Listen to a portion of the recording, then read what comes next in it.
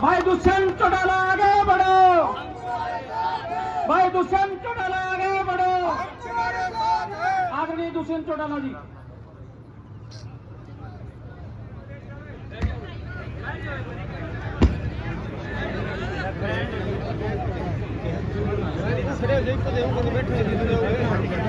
गांव बजीना की इस पावन धरा पर आज हमारे बीच में आपके नवनियुक्त जिला अध्यक्ष जोगिंदर भागनवाला जी, प्रदेश संगठन के सचिव विजय गोठड़ा जी, हमारे नवनियुक्त हल्का के प्रधान भाई राजेश जी, आपके अपने बेटे कृष्ण बजीना जी, मंच का संचालन कर रहे सीताराम सिंगल जी, हमारे बीच में युवा की नई जिम्मेवारी संभाले भाई सोमवीर जी, जिला परिषद के सदस्य भाई राज सिंह जी, मंच पर बैठी हमारी महिला अध्यक्षा अलका आर्य जी, ओम प्रकाश ईश्वर मान जी, भाई देवेंद्र जी, सभी पार्टी के सम्मानित पदाधिकारीगण, मेरे बुजुर्गों, मेरी माताएं, बहनें, युवा साथी, मैं आप पहले तो आपका आभार और धन्यवाद करता हूं कि बजीना आने पर जो आपने प्यार, मान, सम्मान दिया, उससे ये विश्वास तो हो गया कि डॉक्टर अजय सिंह चौटाला जी का लगाया हुआ पौधा इस 4.5 साल के सफर में कितना मजबूत हुआ। बुजुर्गों, युवा साथियों, मुझे वो दिन भी याद है जब 17 नवंबर को जींद में ताऊ देवीलाल पार्क में खड़े होकर डॉक्टर अजय सिंह चौटाला जी ने आप सबसे आग्रह किया था कि एक नई शुरुआत करेंगे, और उस नई शुरुआत के लिए बहुत से लोग ये क्या करते थे कि छोरों का टोल है। मैं तो ये प्रेस वाले साथियों से भी बोलना चाहूंगा, कैमरा घुमाकर दिखा दो, आज वो ताकत कम नहीं हुई, वो ताकत निरंतर बढ़ी। और अगर हमने मेहनत कर 11 महीनों में 17% वोट लिए थे, 10 विधानसभा में सदस्य पार्टी के चुनकर गए थे, तो ये विश्वास के साथ कह सकता हूं कि आगे 2 विषयों पर अगर हम काम मजबूती से कर लेंगे, एक तो ये 50% आबादी हमारी माताएं, बहनें, पार्टी के वादे थे 2, 33% हिस्सा राशन डिपो में औरतों का होगा, और पंचायत की हर दूसरी कुर्सी एक महिला को दी जाएगी, और पार्टी ने पूरा कर दिखाया।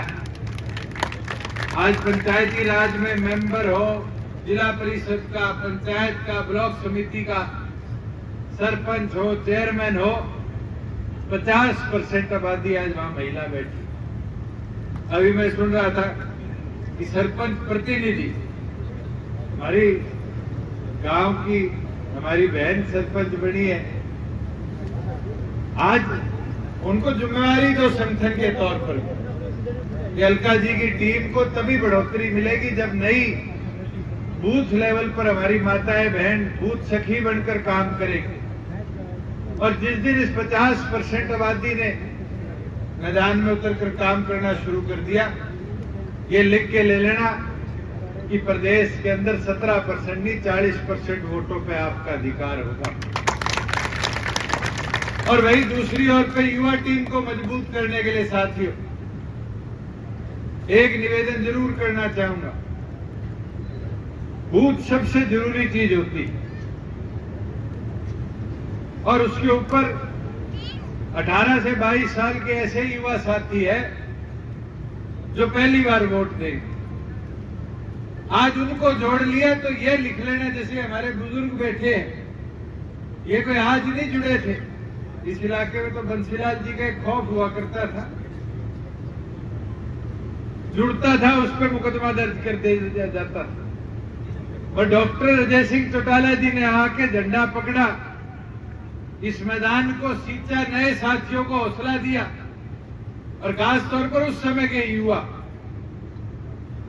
और उस समय के युवाओं ने खड़े होकर उस मुहिम में जब साथ दिया तो परिवर्तन नहीं आया भिवानी जिले में।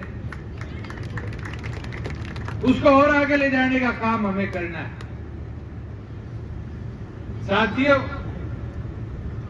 कांग्रेसी कल कह रहे थे कि जेजेपी बीजेपी को वोट देने वाले राक्षस है। मैं तो हमेशा डॉक्टर अजय सिंह चौटाला जी के मुंह से एक चीज सुनी है कि हमारे कार्यकर्ता, हमारे वोटर तो हमारे लिए हीरे मोती से भी ज्यादा हम मानते हैं। तो कांग्रेसी सोच विचारधारा जरूरी हो सकती है कि वोटर को राक्षस बना देते। ये पहले क्या करते थे युवा साथी जो प्रचार में उतरे, कहे वानर सेना है। उस वानर सेना ने कांग्रेस की लंका में आग लगाई नहीं लगाई? अब दोबारा मौका आ रहा है, साल भी नहीं बचा।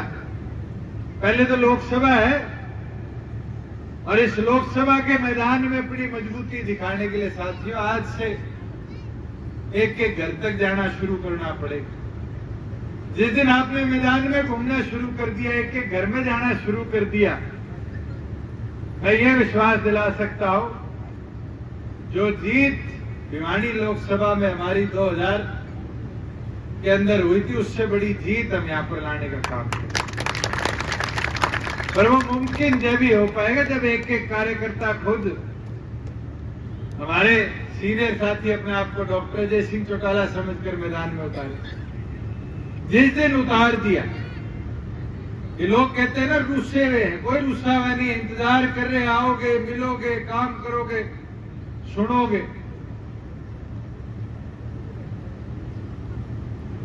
मैंने एक चीज, पूरे हरियाणा प्रदेश का दौरा मैंने किया है, एक चीज देखी भी है, समझी भी है।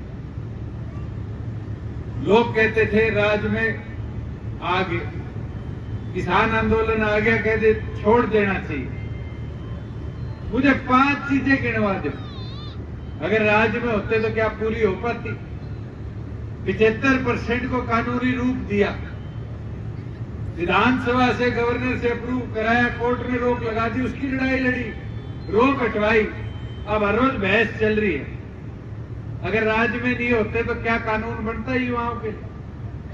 ये 50% आबादी पंचायतों में बिठा दी महिलाओं की, अगर राज्य में हिस्सेदारी नहीं होती तो क्या कभी बनता कानून?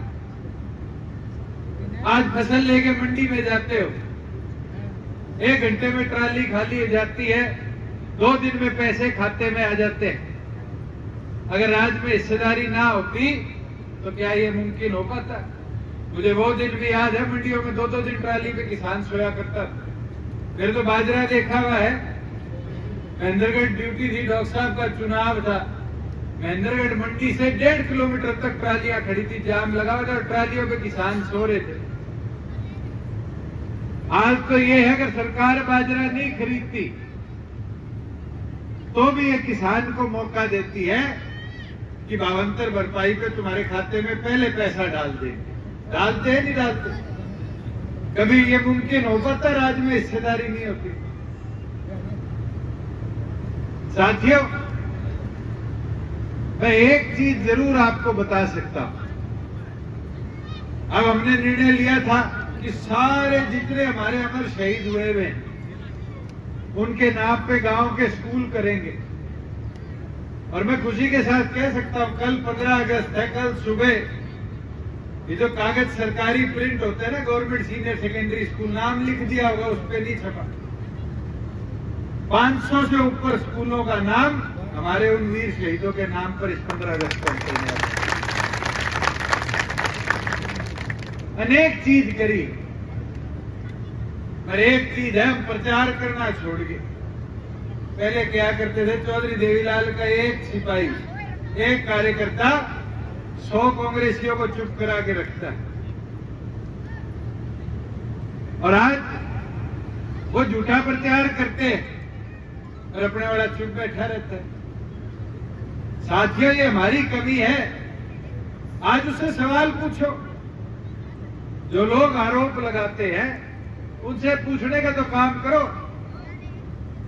मुझे याद है, मैं पहला साल था, कोरोना आ गया और एक बात करी गई, रजिस्ट्री घोटाला हो गया। मैंने पूछा, मैंने ये तो बता दो घोटाला हुआ क्या?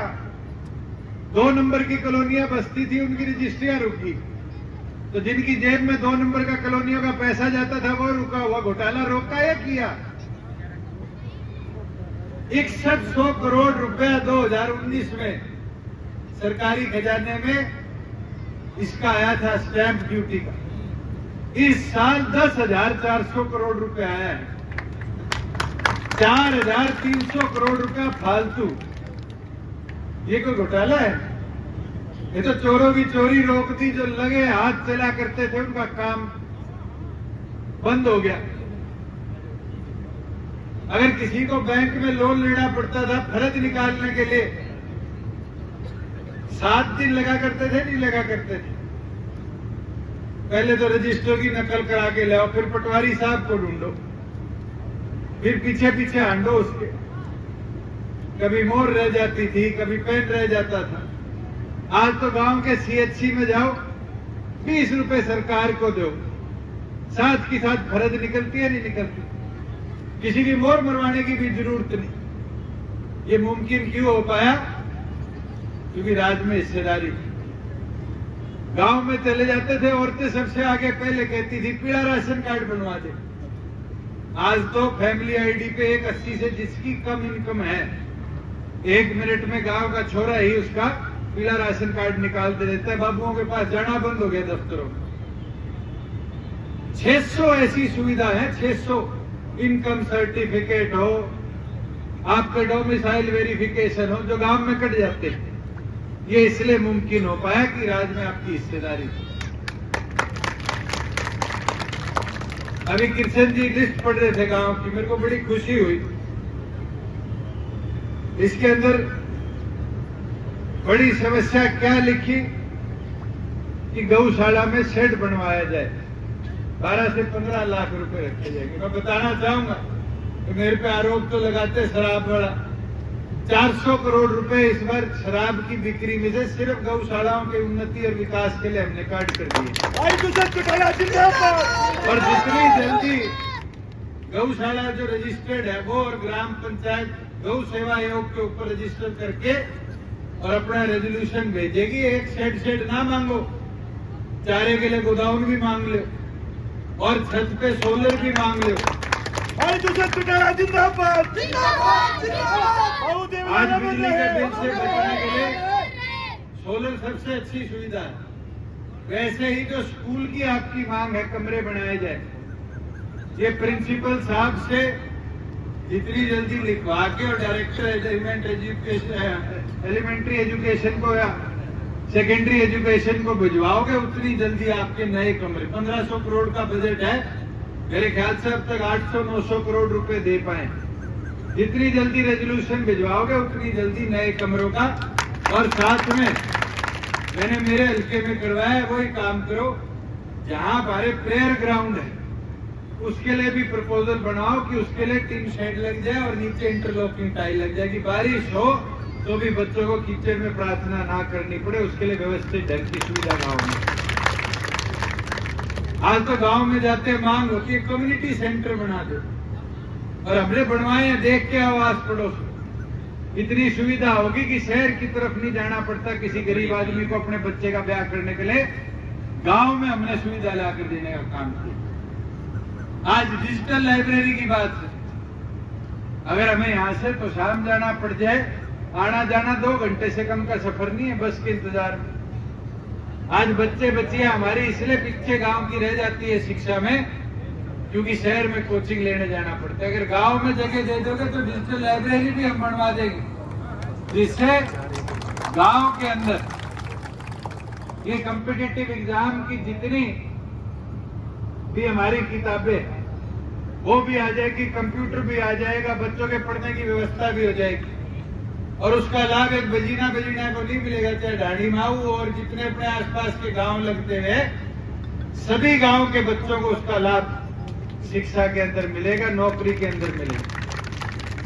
जहां आपके गांव की ये निगाना और केरू की 2 सड़कें तो किशन जी ने बताई है 33 फुट की है, जो भी नहीं बनी और सारी बन गई।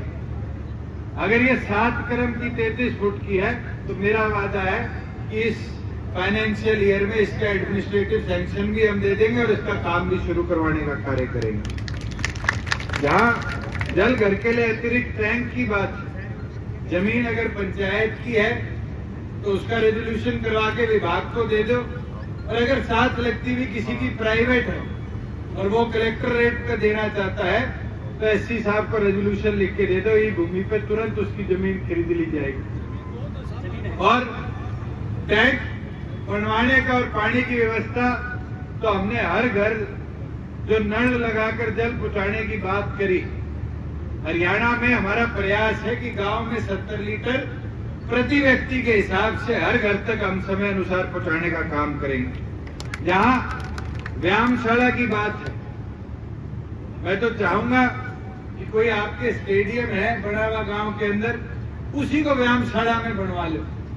ये नए मैं तो इनको सफेद हाथी कहता हूं, ये बना के कोई फायदा नहीं। देखने में सुंदर लगते हैं कि जी हमारे गांव में ये बना गया, ये बना गया, ये बना गया। अभी मैं इसके राजेश के गांव से आया रेडी से, वहां पर वृद्ध आश्रम बनाया हुआ। मैंने गांव वालों से पूछा, मैंने कभी कोई बुजुर्ग गांव का इस आश्रम में रुका? तो सबने हाथ उठा के कह दिया जी एक दिन नहीं रुका। मैंने कहा इसको डिजिटल लाइब्रेरी बना लो, ये बुजुर्गों के काम तो नहीं आया तो हमारी नई पीढ़ी के तो काम आ जाएगा, बना हुआ इंफ्रास्ट्रक्चर बर्बाद तो नहीं होगा। तो जो आपका स्टेडियम है उसी के अंदर जगह निकाल कर दे दो, जिसमें हम शेड लगवा देंगे, जिसमें ये बॉक्सिंग जैसे जो गेम होते हैं इंडोर के थोड़े, इनके लिए व्यवस्था, चाहे रेसलिंग हो चाहे बॉक्सिंग हो, इनकी व्यवस्था ढंग से वहां पर शेड के नीचे हो जाएगी। जहां और गांव के काम थे जैसे चौपालों की मरम्मत है, मैं एसडीएम साहब को दे जाऊंगा, इनके तुरंत आपके एस्टिमेट्स भी बन के एचआरडीएफ से जो व्यवस्था में हम मंजूर कर पाएंगे जल्द से जल्द कर वो ग्रांट भी भिजवाने का काम करेंगे। मेरे पास कई सरपंच साथियों की और की भी लिखित में मांगे आई है, उनकी भी फिजिबिलिटी में साथ के साथ चेक करवा लूंगा। एक चीज जरूर आग्रह विनती आपसे करना चाहूंगा, बुजुर्ग युवा साथियों, पिछली बार चुनाव में जब हम उतरे तो लोगों को ये विश्वास सा नहीं था कि हम 10 विधायक जिताने का भी दम रखते हैं, मगर अब विश्वास हो गया। आज आपका संगठन 90 की 90 विधानसभाओं में मजबूत हुआ। अब तो हमें काम करना है, पार्टी का प्रचार करना है। मैंने पीछे 4 चीजों का मंत्र कहा था, ये रट लो। एक तो सिर से ठंडे रहो, एक मुंह से मीठे रहो, पांव की रफ्तार बनाए रखो और पार्टी का प्रचार ना रुकने दो। अगर ये चारों चीज कर लोगे 2024 में आपको रोकने वाला कोई नहीं होगा। और दोबारा वही 2 चीजों पे काम करने का कहूंगा कि एक तो बूथ सखी पे काम करो, और एक जो हमारे 18 से 22 साल के युवा हैं उनको बूथ योद्धा के तौर पे संगठन के साथ जोड़ने का काम करो। जितने नए युवा जुड़ेंगे उतना लंबा ये संगठन की सोच के साथ जुड़कर काम करेंगे। और अभी मैनेजर साहब ने पगड़ी पहनाई और मेरे को बड़ी खुशी हुई। मैनेजर साहब एक चीज मेरे कान में बोल गए कि बेटा आज तक वोट नहीं दिया था, पर अब वादा है अब आगे तेरे वोट दूंगा। ये एक लगाव और जुड़ाव है, और लगाव और जुड़ाव ही इस संगठन की डॉक्टर अजय सिंह चौटाला जी की फौज की ताकत को आगे बढ़ाने का काम करती है। साथियों, मैं तो एक विनती अपील आपसे करूंगा कि अब आज से मैदान में उतरकर 2 चीज गांव में जरूर कर दो। एक तो हर घर पे पार्टी के कार्यकर्ता के घर पे झंडा लगा दो। ये झंडा लगेगा और ये कांग्रेसी आंडेंगे, देखेंगे जाएंगे, हमें राक्षस कहते हैं, हम इनको राक्षस नहीं कहेंगे, पर इनका खून जरूर बढ़ेंगे। बढ़ेगा नहीं बढ़ेगा अंत जानते का। ये जितने इनको झंडे दिखेंगे ये उतने कमजोर पड़ेंगे। बड़े कमजोर दिल के लोग हैं। मुझे याद है एक बात सुनते थे इनेलो के टाइम पे कि कांग्रेसियों के लिए लाठी डंडों की जरूरत नहीं है, इनका तो वोट वाली एक टी दबा दी उसमें हार्ट अटैक आ लेगा। पर इस पे काम करना पड़ेगा। वो टी के लिए नए साथी भी जोड़ने पड़ेंगे। जो लोग आपकी सोच से जुड़े नहीं उनको लाओ, और कोई थोड़े मोटे इनेलो में रह गए उनको भी साथ लाने का काम करो। जितनी मजबूती से लाओगे उतना आपका संगठन और मजबूत होकर आगे बढ़ेगा। मैं तो गांव में आने पर जो आप सब ने मान सम्मान दिया उसके लिए आप सबका आभार प्रकट करता हूं। और किशन जी को कहूंगा कि ये जो 4-5 चीजें मुख्य गांव की है, जितनी जल्दी इनके एस्टीमेट बनवा के, इनके प्रपोजल बनवा के, चाहे वो गौ सेवा को हो, चाहे पीडब्ल्यूडी को हो, चाहे पंचायत विभाग को हो, भिजवाने का काम करोगे उतनी जल्दी हम इनकी ग्रांट मंजूर कर गांव को भेजेंगे। आप सब आए, आपका बहुत बहुत धन्यवाद।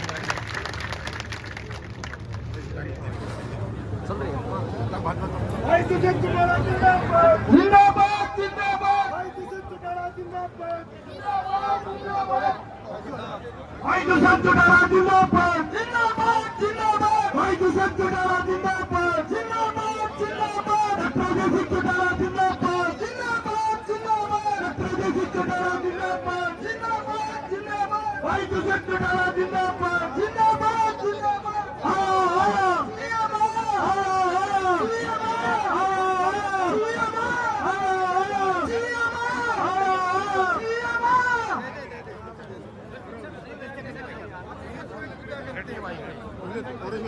भाई सभी साथी चाय पानी की व्यवस्था है, चाय पानी पी के गए और नाश्ता भी।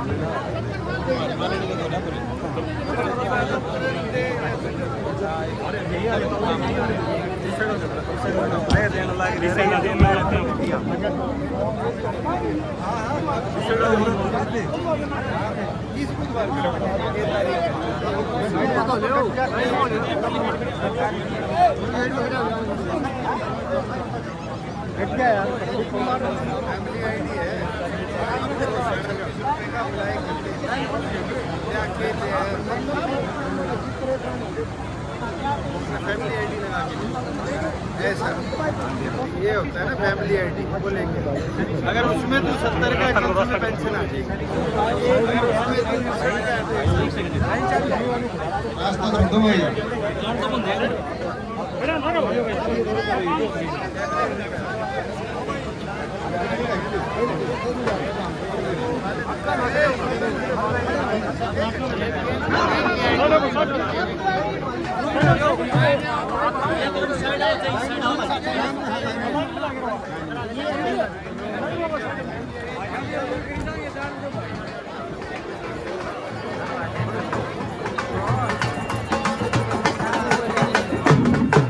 चाय पानी और नाश्ता